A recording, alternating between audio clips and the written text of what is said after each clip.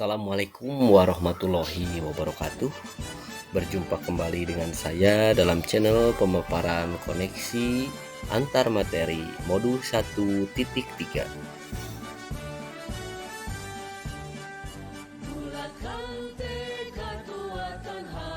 Pertanyaan pemantik. Apa yang Bapak Ibu pahami mengenai kaitan peran pendidik dalam mewujudkan filosofis pendidikan Ki Hajar Dewantara dan profil pelajar Pancasila pada murid-muridnya dengan paradigma inquiry apresiatif IA di sekolah Bapak dan Ibu? Bagi seorang pendidik haruslah menjadi contoh atau teladan bagi anak didik sesuai dengan filosofis pendidikan Ki Hajar Dewantara, yaitu pendidikan yang bertujuan untuk menuntun segala kodrat yang ada pada anak, mengikuti kodrat alam serta kodrat zaman. Nah, agar dapat menuntun, seorang pendidik hendaknya memahami secara utuh tentang dimensi-dimensi yang terdapat pada profil pelajar Pancasila. Apabila kita kaitkan peran dan nilai guru penggerak dengan profil pelajar Pancasila, dapat kita jelaskan sebagai berikut. Nilai dan peran guru penggerak merupakan kekuatan untuk menopang ketercapaian dari profil pelajar Pancasila. Adapun nilai-nilai guru penggerak yaitu berpihak kepada murid, reflektif, inovatif, kolaboratif, dan mandiri. Nah, kelima nilai guru penggerak ini dituangkan ke dalam perilaku atau tindakan kita sehari-hari, yaitu dengan peran guru penggerak, yaitu menjadi pemimpin pembelajaran, menggerakkan komunitas praktisi, menjadi coach untuk guru lain, mendorong kolaborasi antar guru, dan mewujudkan kepemimpinan murid. Berikut ini profil pelajar Pancasila yang ingin kita wujudkan bersama dalam pembelajaran untuk membentuk siswa dengan profil pelajar Pancasila. Dalam profil pelajar Pancasila mengandung 6 elemen atau 6 dimensi, yaitu beriman dan bertakwa kepada Tuhan Yang Maha Esa serta berakhlak mulia, berkebinekaan global, gotong royong, mandiri, bernalar kritis, dan kreatif. Untuk dapat mewujudkan profil pelajar Pancasila, guru haruslah memiliki visi yang berpihak kepada murid dan mampu menciptakan perubahan ke arah yang lebih baik di lingkungan sekolah. Untuk mencapai visi yang berpihak kepada murid, maka dapat menggunakan pendekatan inquiry apresiatif. IA merupakan pendekatan manajemen perubahan yang berkolaborasi dan berbasis kekuatan atau aset. Rumusan visi guru penggerak yaitu mewujudkan generasi yang religius, cerdas, berbudaya, dan berwawasan global. Prakarsa perubahan yang saya susun berfokus pada aspek visi sesuai dengan profil pelajar Pancasila, yaitu meningkatkan kreativitas, motivasi belajar siswa melalui pemanfaatan teknologi, serta penanaman pembiasaan nilai-nilai religius di sekolah. Untuk mencapai misi dan prakarsa perubahan yang sudah tersusun sebelumnya, saya menggunakan penerapan pendekatan inquiry apresiatif dan metode Bagja. Bagja dalam bahasa Sunda artinya adalah bahagia. Maka bisa kita simpulkan bahwa keinginan kita adalah mewujudkan pendidikan yang membahagiakan, menyenangkan pada anak, membahagiakan untuk perkembangan di masa depan. Bagja terdiri dari 5 huruf, yaitu B, A, G, C, A. B yang pertama adalah tahapan membuat pertanyaan utama. A. Mengambil pelajaran. G. Gali mimpi. C. Jabarkan rencana. Dan A. Atur eksekusi. inilah 5 tahapan yang akan kita gunakan untuk mencapai visi yang sudah tersusun sebelumnya. Tahapan bagja yang pertama adalah B, buat pertanyaan. Pada pembuat pertanyaan yang sudah dijelaskan tadi sebelumnya, di sini saya akan mencoba membuat sebuah pertanyaan yang menjadi pertanyaan utama untuk mengungkap prakarsa perubahan yang diinginkan, yaitu bagaimana cara meningkatkan kreativitas dan motivasi belajar murid melalui pemanfaatan teknologi, serta penanaman pembiasaan nilai-nilai religius di sekolah. Dan untuk mendapatkan jawaban dari pertanyaan ini, saya coba ungkapkan dengan tindakan dan penyelidikan yang sudah dilakukan, yaitu mencari tahu karakteristik peserta didik melalui asesmen diagnostik. Kemudian berdiskusi dengan pemangku kepentingan yang ada dan stakeholder yang ada di sekolah. Selanjutnya mencari referensi dan praktek yang baik tentang cara meningkatkan kreativitas dan motivasi murid melalui pemanfaatan teknologi. Dan yang terakhir, menginventarisir pembiasaan-pembiasaan yang sudah dilaksanakan di sekolah untuk pembentukan karakter yang ada.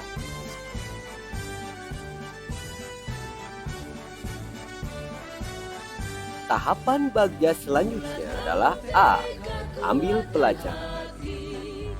Maksud dari tahapan ini adalah kita mengambil pelajaran dari apa yang menjadi jawaban dari pertanyaan utama tadi, yaitu dengan menggali lagi melalui pertanyaan-pertanyaan pemantik, yaitu siapa guru ahli di bidang teknologi dalam pembelajaran di sekolah, teknologi pelajaran apa yang ada di sekolah yang biasa digunakan.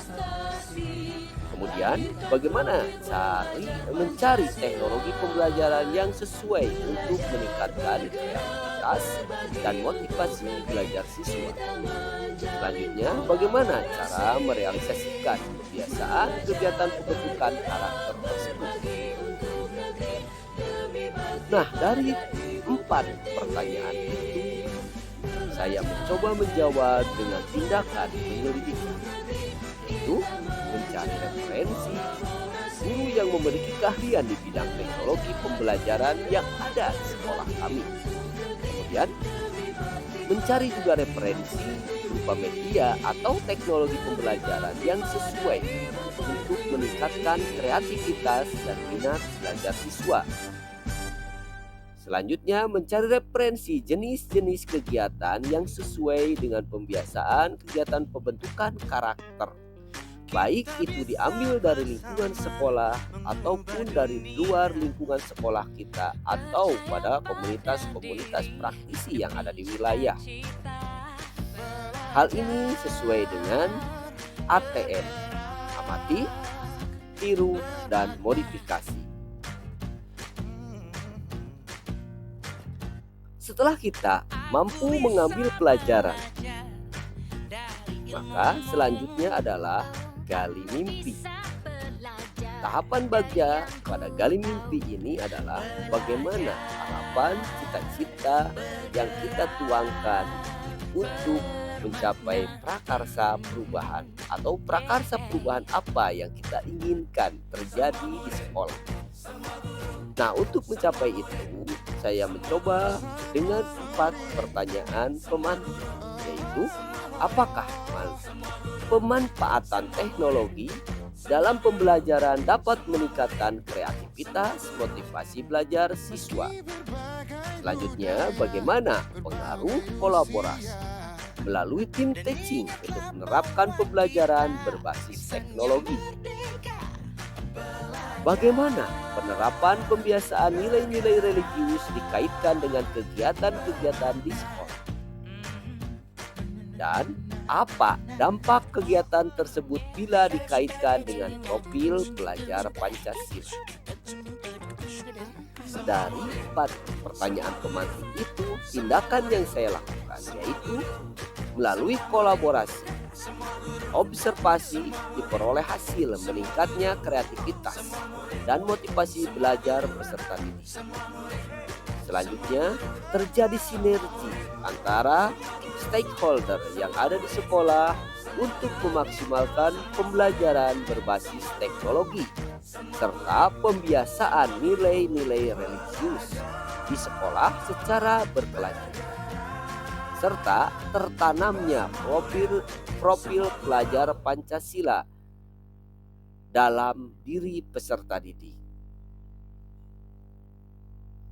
Itu merupakan mimpi yang ingin diterapkan atau ingin dicapai dalam prakarsa perubahan yang sudah tersusun sebelumnya.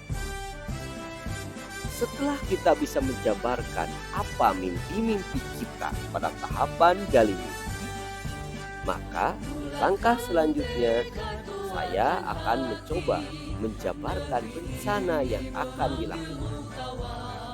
Pada tahap ini, saya membagi menjadi 4 pertanyaan pemacu utama, yaitu bagaimana langkah-langkah untuk memulai persiapan pembelajaran dengan pemanfaatan teknologi. Selanjutnya, media apa saja yang digunakan dalam pembelajaran berbasis teknologi?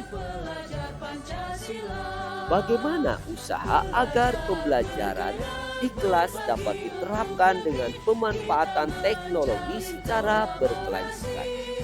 Dan yang terakhir, jenis kegiatan apa saja yang dilakukan untuk menerapkan kebiasaan nilai-nilai religius? Nah, untuk menjawab pertanyaan tersebut, tindakan atau penyelidikan yang saya lakukan sebagai berikut. Membuat perangkat pembelajaran, LKPD dan instrumen penilaian yang tepat, serta menggunakan multimedia pembelajaran sesuai dengan karakteristik peserta didik dan materi pembelajaran. Menjalin kolaborasi untuk membentuk sinergi dengan stakeholder yang ada di sekolah agar tujuan prakarsa perubahan bisa tercapai efektif. Kemudian memberikan penguatan kepada siswa yang memiliki kreativitas dan motivasi belajar yang tinggi. Dan yang terakhir, kami juga menerapkan kegiatan pembiasaan nilai-nilai budaya berupa 5S, senyum, sapa, salam, sopan, dan santun. Ini bertujuan untuk mendidik karakter siswa yang memiliki budi pekerti yang baik. Dalam keagamaan dengan unsur nilai religius, kami mengadakan kegiatan-kegiatan yang berupa Jumat bersedekah, sholat duha berjamaah, maghrib mengaji, dan lain-lain. Setelah kita memahami apa yang menjadi mimpi-mimpi kita dan rencana-rencana kita untuk menggapai mimpi-mimpi itu, tahapan selanjutnya adalah atur eksekusi. Pada tahapan ini, kita menjamin bagaimana usaha kita menjamin bagaimana program atau rencana kegiatan kita ini berjalan dengan baik dan konsisten. Pertanyaan pemantiknya yaitu bagaimana cara agar kegiatan pemanfaatan teknologi dan pembiasaan nilai-nilai religius dapat berjalan dengan baik dan konsisten. Untuk menjawab tantangan ini, dibutuhkan yaitu program kegiatan. Jadi, disusunlah program kegiatan yang terarah dan berkelanjutan, disertai konsekuensinya berdasarkan kesepakatan. Disinilah penanaman nilai kolaborasi itu diterapkan. Kemudian dibentuk teamwork untuk pengawasan dan evaluasi. Dalam hal evaluasi, diharapkan penanaman evaluasi ini secara terukur. Bagaimana keberlangsungan kegiatan-kegiatan itu berjalan dengan baik, dengan indikator-indikator yang jelas. Salah satu kegiatan yang bisa digunakan untuk mengevaluasi keberlangsungan kegiatan-kegiatan pembiasaan dan pembelajaran berbasis teknologi ini yaitu dengan asesmen. Asesmen bisa dilakukan kepada siswa kita, kepada guru-guru, dan kepada wali murid dan lingkungan. Keterlaksanaannya program pembelajaran berbasis teknologi dan penerapan pembiasaan nilai-nilai religius ini sangat penting karena sesuai dengan prakarsa perubahan yang sudah tersusun sebelumnya.